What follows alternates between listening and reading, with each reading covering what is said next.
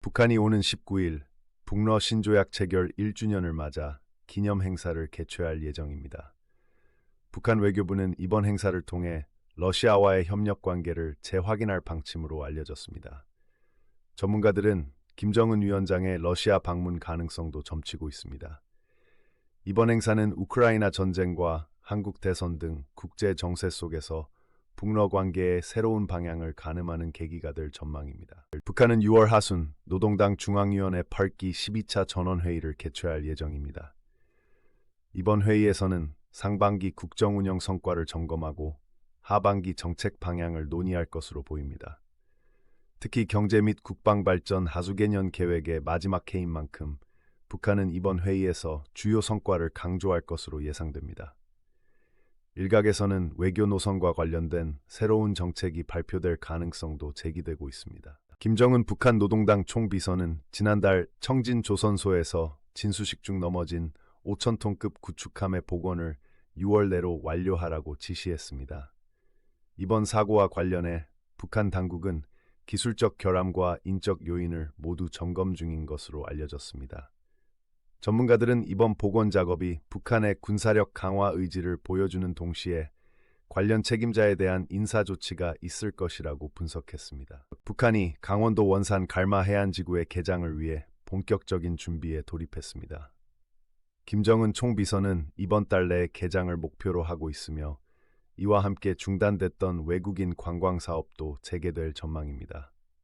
갈마 해안지구는 북한이 역대 최대 규모로 건설한 관광단지로 개장이 성공적으로 이루어질 경우 북한의 경제적 고립 완화에 기여할 수 있을지 관심이 집중되고 있습니다. 북한이 한국의 대통령 선거 결과를 주시하고 있지만 당분간 남북 두 국가 기조에 따른 무관심 전략을 유지할 것으로 보입니다.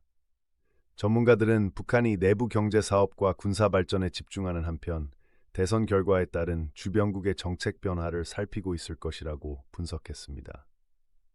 특히 미국과 중국, 러시아의 대북 정책 변화 가능성이 북한의 대응에 주요 변수로 작용할 전망입니다. 북러 신조약 체결 1주년을 맞아 김정은 노동당 총비서의 러시아 방문 및 블라디미르 푸틴 대통령과의 회동 가능성이 점쳐지고 있습니다. 양국은 우크라이나 전쟁과 한국 대선 등 국제 정세 변화 속에서 협력 관계를 강화할 필요성이 제기되고 있습니다. 특히 러시아의 대북 지원 확대와 북한의 군사기술 협력 가능성 등이 논의될 수 있을 것으로 보입니다. 북한이 올해 경제발전 5개년 계획의 마지막 해를 맞아 주요 성과를 집중적으로 홍보할 계획입니다. 노동당 전원회의에선 상반기 경제 성과를 점검하고 하반기에 더욱 박차를 가하기 위한 방안이 논의될 예정입니다. 특히 에너지, 농업, 건설 분야에서의 성과를 강조하며 국내외적 어려움 속에서도 계획을 완수하려는 의지를 보이고 있습니다. 북한은 군사와 경제 발전을 병행하는 병진 노선을 계속 유지하면서 국방 관련 사업을 집중적으로 점검하고 있습니다. 최근 구축함 사고와 관련된 복원 작업도 이와 같은 맥락에서 진행되고 있습니다. 전문가들은 북한이 대외적 고립 속에서도 자체적인 군사력을 강화하고 이를 통해 협상 카드로 활용하려는 전략을 펼치고 있다고 분석했습니다. 북한이 갈마 해안지구 관광 사업 재개를 통해 외화벌이에 나설 것으로 보입니다.